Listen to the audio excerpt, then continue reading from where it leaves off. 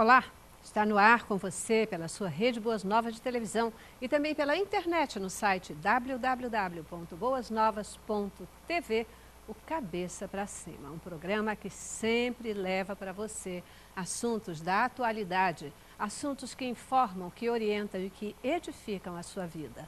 E a gente pode afirmar isso com segurança, pelo feedback que você mesmo dá para a gente.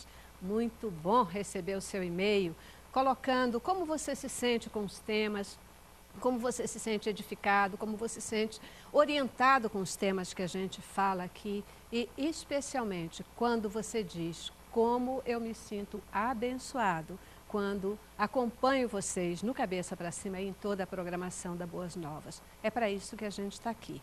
A nossa equipe, ela fica radiante quando sabe que está cumprindo o seu papel.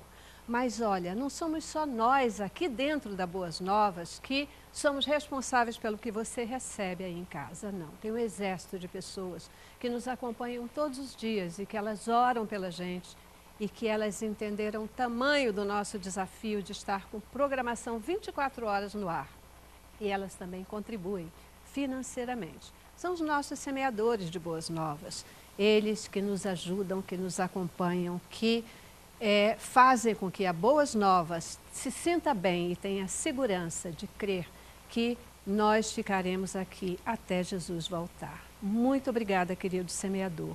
Acredite, você faz toda a diferença. Você que contribui com R$1 por dia ou você que contribui com R$1.000 por dia, não importa, porque o mais importante não é, na verdade, o valor com que você contribui, mas o mais importante é o movimento do teu coração. Sabe por quê?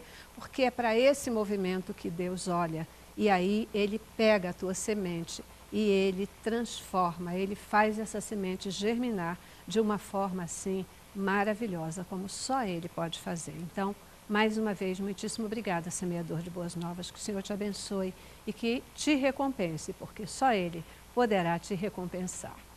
Você que ainda não é um semeador, renovamos aqui o nosso desafio, né? Liga 2126-300 ou entra no nosso site e vem você também fazer parte desse exército de semeadores.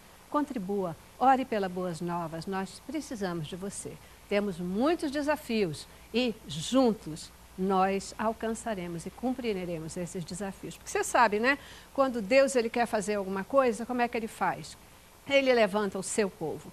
Ele move o coração do seu povo e é com esse povo que a gente acaba realizando os objetivos de Deus. Não é que Ele precisa, não, Ele não precisa, mas é assim que Ele age. Então, deixe seu coração se abrir e seja um semeador de Boas Novas. 2126-300 ou www.boasnovas.tv. Consequência disso, só Deus. Ele te recompensará, porque Ele vai olhar o movimento do teu coração. No Cabeça para Cima de hoje, a gente vai falar sobre um tema que você deve prestar muita atenção, porque é um problema que já vem sendo chamado de o mal do século. Nós vamos falar sobre depressão, que é uma doença crônica e recorrente e uma das principais causas de mortalidade em todo o mundo. Aqui no Brasil, segundo uma pesquisa da Universidade Federal de São Paulo, acredite você, 21% dos nossos jovens entre 14 e 25 anos, eles sofrem com a depressão. 14 e 25 anos, né? E é uma galera bastante grande, 21% dos nossos jovens. Você sabe distinguir uma mera tristeza de uma depressão? Sabe como tratar essa doença? Não? Então acompanhe a gente no programa de hoje. Nós vamos falar sobre depressão, colocando um foco na depressão na adolescência. Nosso informativo começa com as orientações e eu encontro já vocês no nosso debate. A depressão é a principal causa de doença entre adolescentes na faixa entre 10 e 19 anos, segundo a Organização Mundial da Saúde. A OMS também afirma que os 3 principais motivos de morte no mundo nesta faixa etária são os acidentes de trânsito, a AIDS e o suicídio.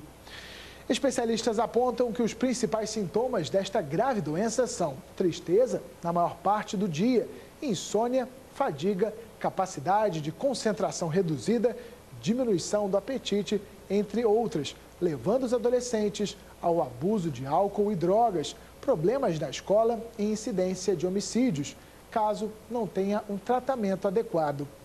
É necessário um diagnóstico completo para saber se o paciente está com depressão ou outro problema específico. Se for detectado, é importante muita compreensão por parte da família, evitando cobranças em excesso. Pois é, né? Às vezes a gente chega a pensar, adolescente com depressão, adolescente que é uma fase, né, de tantos hormônios, uma fase de tanta inquietação e de repente a gente se surpreende de ver que nessa fase, sim, muitos dos nossos jovens, dos nossos adolescentes estão aí sendo pressionados pela depressão. Então, vamos falar sobre esse tema. Aqui o Cabeça para Cima faz isso, né? E hoje eu recebo aqui no estúdio Ana Paula Camargo, ela que é neurocientista da UFRJ. Sempre que a gente precisa falar sobre os temas mais complexos, vem aqui nos ajudar mais uma vez. Muitíssimo obrigada. Eu que agradeço, inclusive hoje eu estou feliz por esse tema, porque é um tema super atual e com muitas informações importantes. Então eu agradeço muito terem me convidado. Tá certo. Obrigada, querida, também por estar aqui com a gente, sempre atender, né, quando a gente precisa. Também conosco a Luciana Marques, ela que é coordenadora do curso de Psicologia da Universidade Veiga de Almeida, é também professora de pós-graduação e teoria psicanalítica naquela universidade. Muitíssimo obrigada. É a sua primeira vez aqui no Cabeça. Sim. Né? Agradeço o convite. Muitíssimo obrigada mesmo, né? A Veiga de Almeida, ela vem se aproximando aí da gente. Isso é muito bom, porque a gente percebe que é uma universidade que tem um trabalho interessante. Sim, sim. E nós, por essência, o que nós queremos é poder informar, trazer conteúdo de qualidade. Então, parceiros de qualidade são sempre muito bem-vindos. Obrigada. E completa nosso time de hoje a Daniele Lamarca, que ela é doutoranda em psicanálise e é também professora do curso de Psicologia na Veiga de Almeida, professora de pós-graduação em teoria psicanalítica. Tudo a ver com o nosso tema. Muitíssimo obrigada por estar aqui com a gente. Obrigada, agradeço também o convite. Isso aí, também sua primeira vez. Aqui é assim, né? Lá em Manaus a gente diz, quem come jaraqui não sai daqui. Aqui quem vem assim uma primeira vez, dificilmente não volta aqui, entendeu? A gente começa a puxar o tempo todo. Muitíssimo obrigada pelo tempo de vocês, né? Gente, vamos falar aí hoje sobre esse tema, né? Depressão, depressão que vem aí aparecendo cada dia mais, sendo percebido como um mal do século. É uma doença que é uma das principais causas de morte no mundo, é isso mesmo? É isso mesmo. Infelizmente, é uma doença que pode levar o indivíduo ao suicídio. E assim, a gente está falando sobre depressão na adolescência, mas depressão, segundo a literatura médica, ela é depressão na infância, na adolescência, na fase adulta, senil, todos os sintomas são muito parecidos, né? Obviamente, são fases distintas e fatores, né, que levam a essa depressão que são diferentes nas diversas fases, né? Na mulher, no homem, na infância, na parte jovem, mas o caráter da doença, ele é igual em todas as fases. Tem alguma fase, por exemplo, né, nessa linha de infância, adolescência, maturidade, adultos, maturidade até, né, quebrando um pouco mais, que haja uma maior incidência? Isso tem algum mapeamento dessa ordem ou não? Não, a gente pode perceber que determinadas fases humanas são fases que o indivíduo se comporta, está numa fase de falta de segurança, né? Então, assim, a adolescência é uma fase de troca hormonal muito grande. Então, assim, o indivíduo, não que não tenha na infância, tem, desde a infância a gente observa crianças com 6 anos já apresentando quadros de depressão profundos, né? Mas a adolescência há uma troca hormonal e que faz com que esse organismo que vinha num estado de normalidade, digamos assim, ele se veja alterado. Então, é um fator irritante, bastante crítico para esse indivíduo, né? Então, assim, menopausa, a entrada para o mercado de trabalho, tudo isso, uma separação na família. Então, a gente vai ver que tem vários fatores que são importantes, que podem desencadear essa doença, que ela tem um caráter hereditário. Então, assim, pessoas que têm casos recorrentes na família de depressão, são pessoas que têm uma predisposição à doença maior do que outras. Eu penso que essa mudança no corpo que ela coloca pela via dos hormônios, sim, né, é um aspecto relevante na adolescência.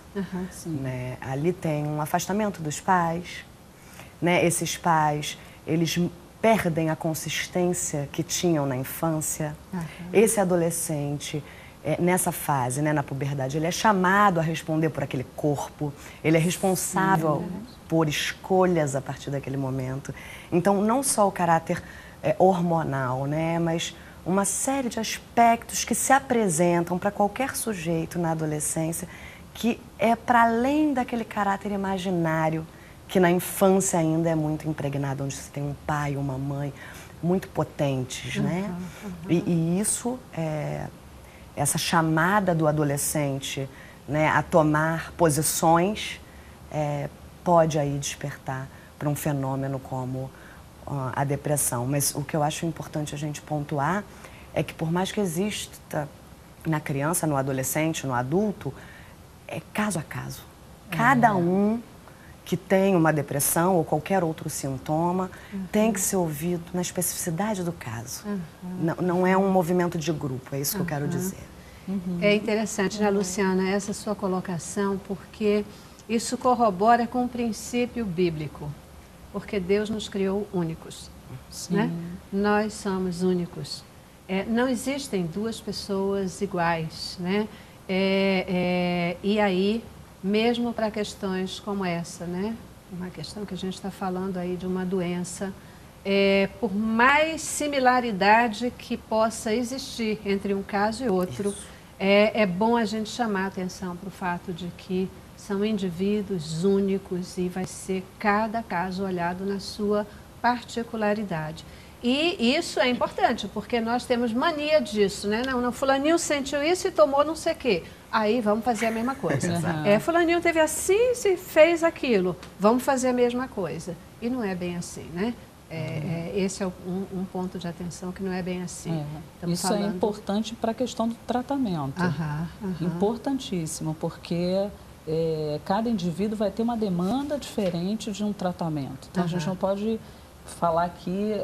Lógico que abordagens são importantes, né? Assim, o indivíduo está com um psicólogo, um psiquiatra, verificação de outras terapias complementares. A gente pode dizer que são importantes, mas o indivíduo ele vai ver junto aos profissionais qual seria o melhor encaminhamento, o melhor tratamento. Uma curiosidade, essa questão da depressão na adolescência, que a gente está cada dia vendo, né, e atentando mais para a importância dela, chamando a atenção, buscando alertar para esse fato, é algo que vem aumentando? Tem alguma questão, vamos dizer assim, do mundo moderno, né, do mundo atual, que exacerba, que aumenta essa doença nessa faixa, ou simplesmente está se percebendo um pouco mais o fato e dando atenção a ele, mas já é histórico que o adolescente ele tem uma incidência grande de depressão? Como é que é isso? Eu acredito mais na segunda opção, assim, eu acho que isso está mais evidente, acho que a medicina vem estudando, né, talvez fenômenos que antes a gente não tinha um nome, né, hoje tem uma nomenclatura e junto com a nomenclatura vem a medicação, né, que é a indústria farmacêutica que a gente tem hoje. Mas eu não acredito assim, que tem alguma coisa hoje, no tempo moderno, que venha causar mais depressão.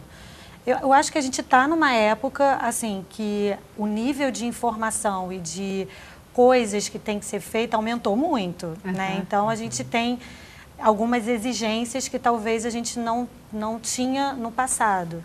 Mas eu não gosto de associar isso à depressão, não.